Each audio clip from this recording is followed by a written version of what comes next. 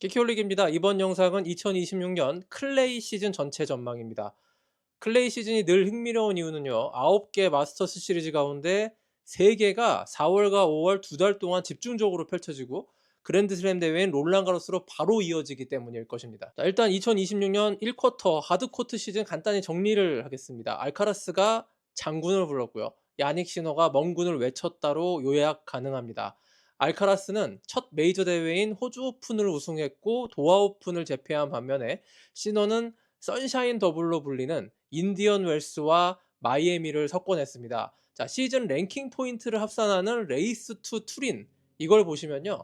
장군 멍군 구도가 아주 명확하게 보이는데요. 알카라스가 3050점, 시너가 3000점입니다.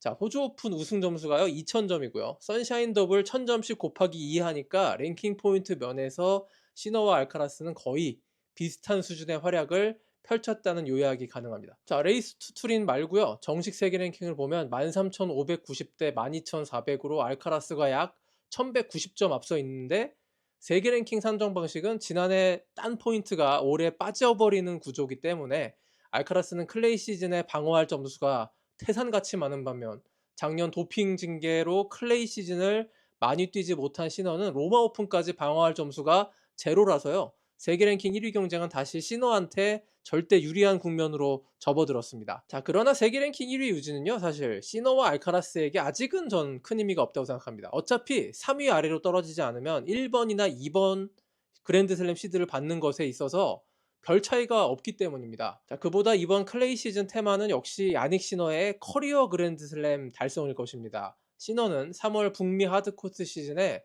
아마도 생애 최고의 테니스를 펼쳤다라고 해야 할 것 같은데요.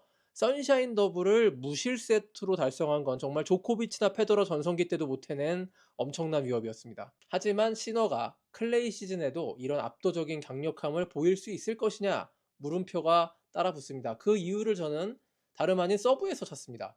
자, 시너가 하드코트에서 상대를 압도할 수 있었던 가장 큰 원동력은 서브가 비정상적으로 너무 좋았기 때문입니다. 자, 시너의 서브 코스가 예전보다 훨씬 날카로워지면서 에이스 숫자가 뭐 매경기 예전보다 2배 가까이 나오기도 했거든요. 자, 하지만 하드가 아닌 클레이 코트는요, 서브 영향력이 반감됩니다. 시너가 강력한 첫 서브로 프리 포인트를 획득하는 비중이 줄게 되고요. 그라운드 스트로크 랠리로 넘어가는 경우가 잦아지게 되죠. 이건 통계로도 입증이 됩니다. 지난 1년간 야닉 시너는 하드코트에서 첫 서브 득점률이 81.3%에 달했습니다. 하지만 이걸 클레이 코트로 한정을 지으면요 74.2%로 뚝 떨어집니다. 자, 에이스 숫자 역시 하드코트 평균 8개에서 클레이 3.9개로 급감하죠. 자, 하지만 시너가 클레이 시즌에도 잘할 것이라고 예상할 수 있는 근거는 역시 서브의 반대 리턴입니다. 시너는 ATP 역사상 거의 최초로 서브와 리턴 지수 모두 종합 1위에 오른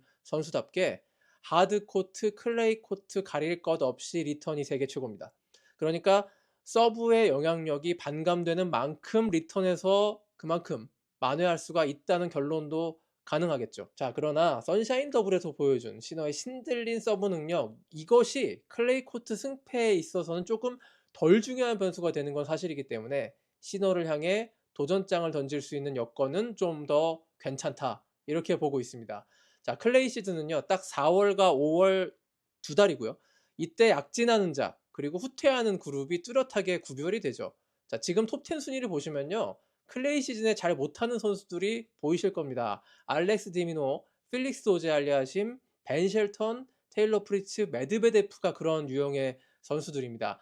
그 자리를 채울 클레이 스페셜리스트급들 12위 캐스퍼루드, 19위 프란치스코 세룬둘로, 28위 아터 피스 등이 클레이에서는 톱10 역할을 대신할 가능성이 높은 선수들입니다. 자, 그러면 누가 시너 알카라스 양강 구도에 도전장을 내밀 제3의 인물일까? 자, 클레이 시즌으로 일단 한정을 하자면 그래도 저는 첫 손가락으로 3위 알렉산더 즈베레프를 꼽겠습니다. 자, 즈베레프는 올 시즌 각성하고 나온 듯이 포핸드의 파워와 공격성을 훨씬 높였고요. 실제로 하드코트 시즌의 성과를 냈습니다. 호주 오픈과 인디언 웰스, 마이애미 모두 4강에 올랐는데요. 자, 이는 즈베레프 인생에서 1분기 최고 성적표입니다. 즈베레프는 원래 클레이에서 제일 꾸준히 좋은 성적을 내는 선수기도 합니다. 아웃도어 클레이 타이틀이 9개인데요. 총 24개의 우승 가운데 가장 많은 비중을 차지하죠. 그랜드 슬램으로 가봐도 즈베레프는 롤랑 가로스에서 준우승과 3번의 준결승 진출을 이룬 바 있습니다. 그랜드 슬램 가운데 8강 이상을 가장 많이 간 대회 바로 롤랑 가로스였습니다. 마이애미 오픈 4강전 시너와 즈베레프 경기를 복귀해 보면요. 정말 종이 한 장 차이였습니다. 시너의 클러치 서브 능력이 간발의 차로 즈베레프를 앞섰다고 봐야 하는데